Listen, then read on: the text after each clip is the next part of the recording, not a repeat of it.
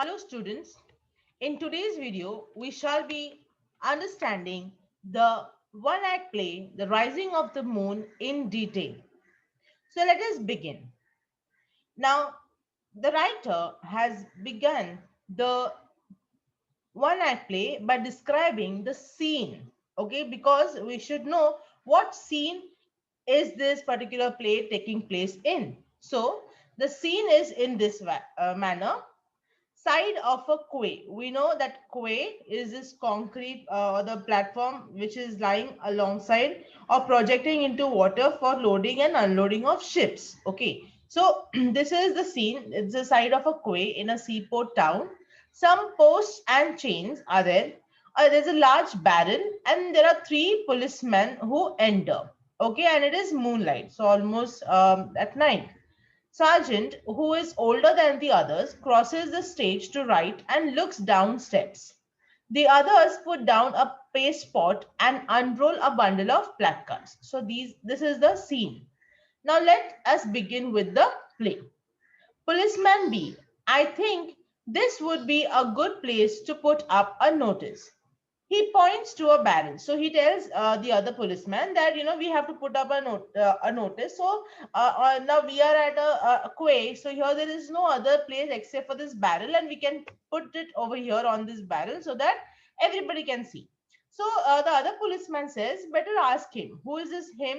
The sergeant, because he is little senior to both the policemen. So they decide to ask the sergeant as to which will be a good place to put up the placard, but they do not get any kind of answer. So the other policeman again says that we will put up a notice here on the barrel. Again, there is no answer. And then this sergeant, he says that there's a flight of steps here that leads to the water. Like, there are these steps which will go into the water. And this is a place that should be minded well, because it is here that he will get down and his friends might have a boat to meet him there. And then he will board the boat and he will run away from here. So you have to mind this particular place very carefully. So again, the policeman, they are asking him that would the barrel be a good place to put it, because they have come there to put up the notice. So they are only worried about where they should put up the notice. So the sergeant then he says that it might be a good place, so you can put it up there. So they start pasting the notice on the barrel. So after pasting the notice, the sergeant reads it. The notice says this: dark hair, dark eyes, smooth face, height 5 feet 5. There's not much to take hold of in that. It's a pity. I had no chance of seeing him before he broke out of gaol. Okay, they say he's a wonder. Now, what is gaol? Gaol is jail. Okay, so the sergeant is expressing his feeling that he's such a big criminal, or he's such a big prisoner, and everybody is looking for him. But then he did not have any chance of seeing him, so he misses that.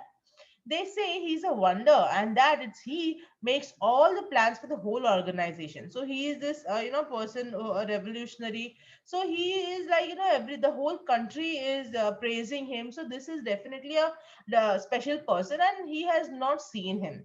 So there isn't another man in Ireland who would have broken go the way he did. So he is definitely special, because he just broke out from the jail and he's ran. Okay, so he has to be special, because it's not so easy to run away from the jail.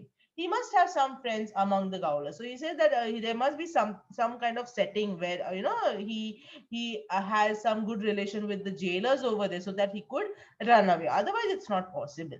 So the policeman says £100 is little enough for the government to offer to him. So there is this reward for anybody who would help to catch this prisoner.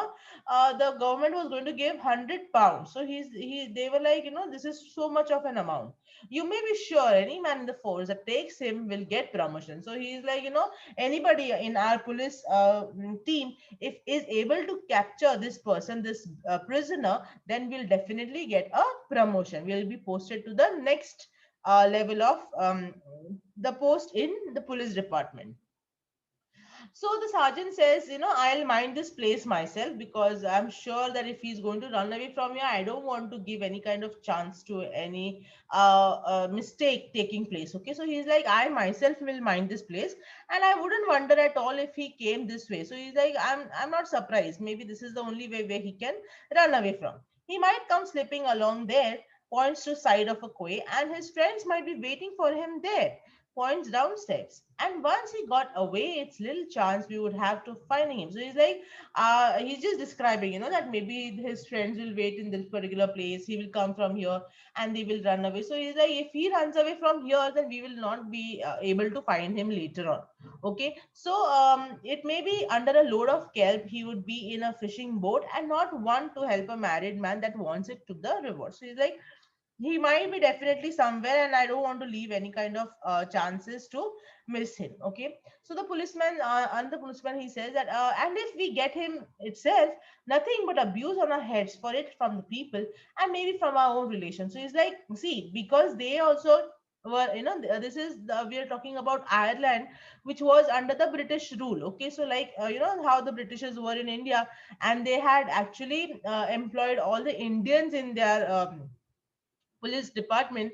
Similarly, here these all people are Irish, okay, and they also wanted to get rid of the British rule, but because they were employed by the Britishers, they could not do much. So he's saying that, if we are the ones who arrest this Irishman and this revolutionary, then everybody is going to not praise us. They are going to just abuse us, because we are the ones who got him caught, such a big revolutionary who was fighting for the entire country against the Britishers. So they didn't want to just take so much of a risk. So the sergeant says, "Well, we have to do our duty in the force. Haven't we the whole country depending on us to keep law and order? Isn't those sorry, it's those that are down would be up, and those that are up would be down if it wasn't for us." So he's like, we have to do our duty because we are at this post or at this position. It is our duty to keep the law and order, so we have to do anything that comes in the way of law and order. Well, hurry on, you have plenty of other places to placard yet, and come back here then to me. You can take the lantern, don't be too long now.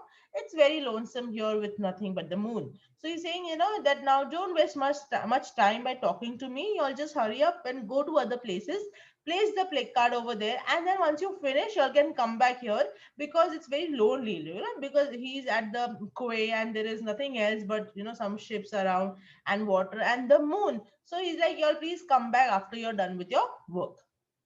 It's a pity we can't stop with you. The government should have brought more police into the town, put him in gaol, and add a size this time too. Well, good luck to your watch. So they say, we're very sorry that, we have to leave you alone over here, but we have to go. So you just take care of yourself, and good luck for your this duty. And then they go out. Now, after they go, Sergeant walks up and down once or twice, and he looks at the placard. £100 and promotion sure. There must be a great deal of spending in £100.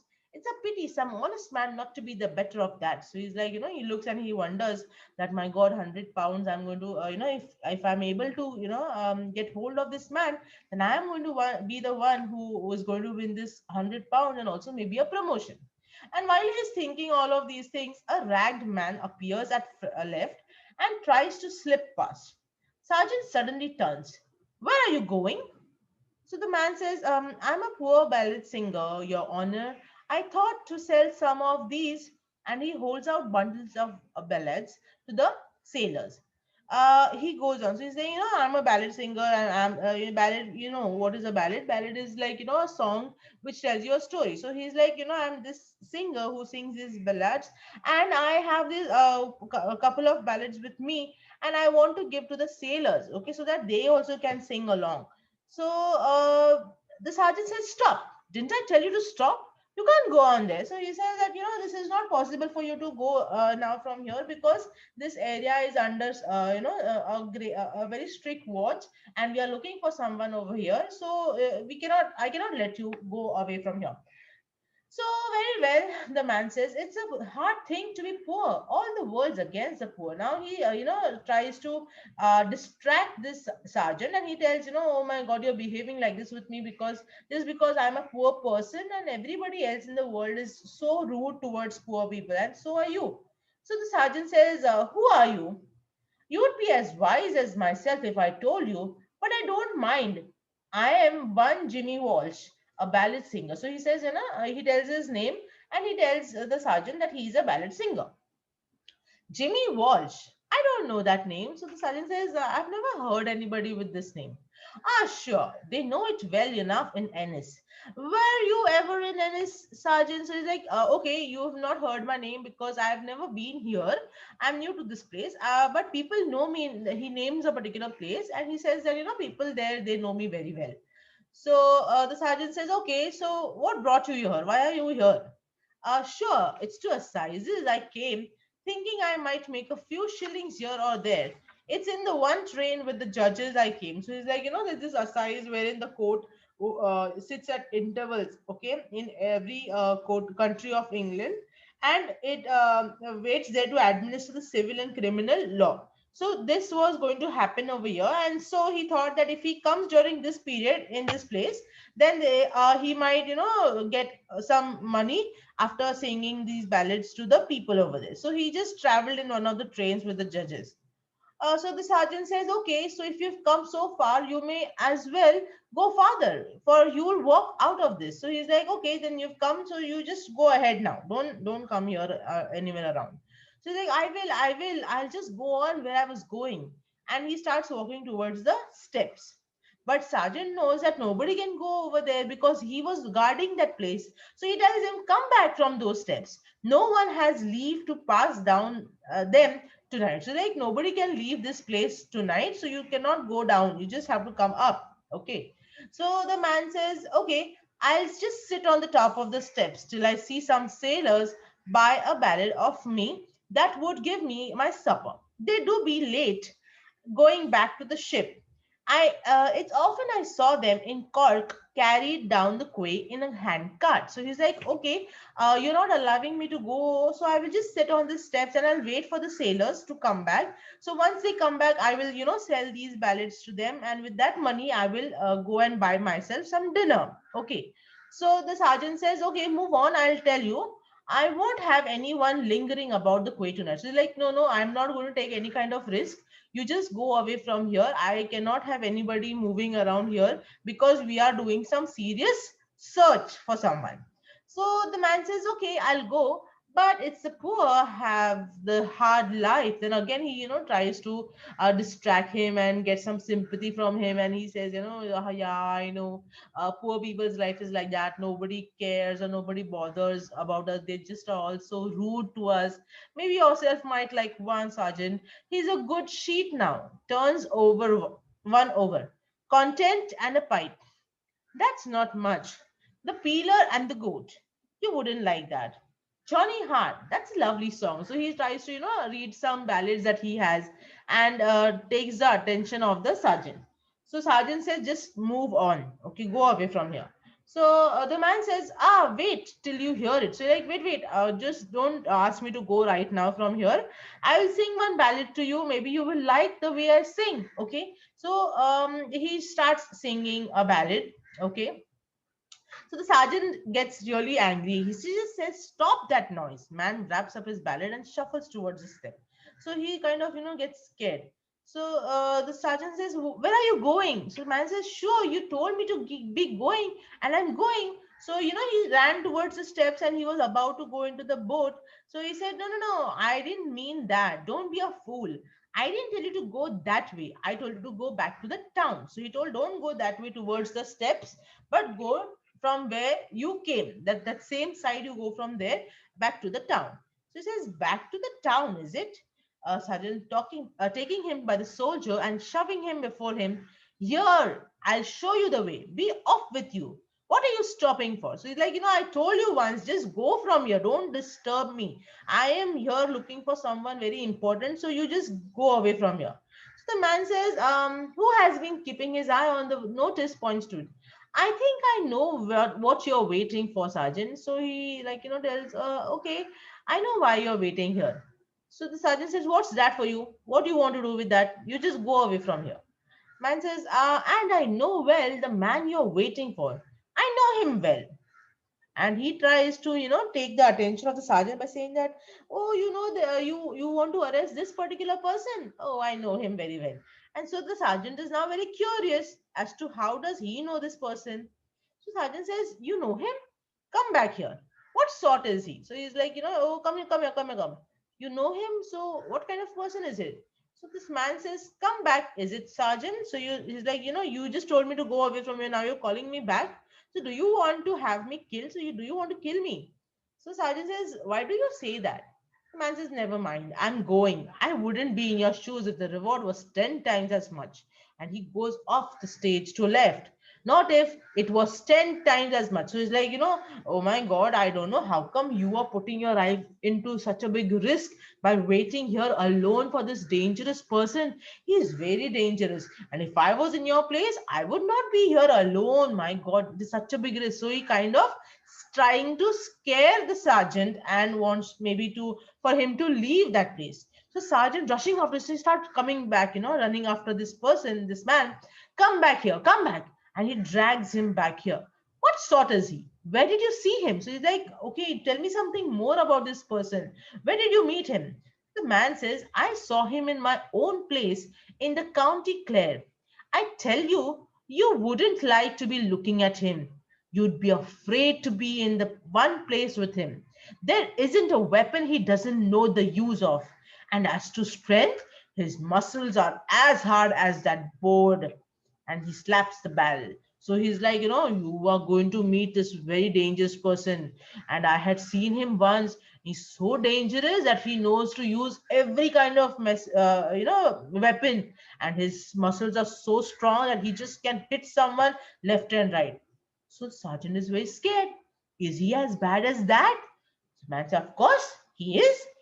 So do you tell me so? So you're trying to scare me by telling me all this? So the man says, there was a poor man in our place, a sergeant from Ballyvaughan. It was with a lump of stone he did it. So he's like, don't say like that. There was a sergeant, and with the sergeant, what did he do?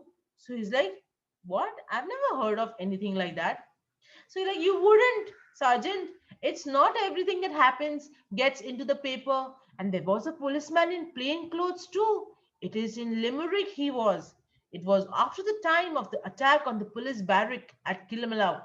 Moonlight, just like this. What a sight. Nothing was known for certain. So he's like scaring him. Like that some incident took place where one police was killed, one sergeant was killed. So now the sergeant got really scared. Do you say so? It's a terrible country to belong. So that's so indeed. So it's like, yes, yes, of course, it's a terrible country to belong. You might be standing there looking out that way, and this man will come from here up the side of the quay, and he will come from the other side, and he would be on you before you knew where you are. So it's like, he will just attack you from somewhere you will not even know. So the sergeant is very scared. It's a whole police troop that they ought to put here to stop a man like that. So he's like, then how is it possible that government has just given me this duty? They have to put so many more people to fight such a strong person. So the man says, but if you would like me to stop with you, I could be looking down this side. I could be sitting up here on this barrel. So like, okay, so we'll do one thing because you're so scared. I will wait here with you, okay, and I will help you to look for this person because this man intentionally wanted to wait there, okay. So he wanted to find some or the other way so that he could stop there. And this was the best way to accompany the sergeant so as to show that he is going to help him against this person. So we shall stop here. Please start reading the one act play on page 138 up till where we stop now. We shall also discuss the further part of the play in detail in the next video. Until then, thank you and have a nice day.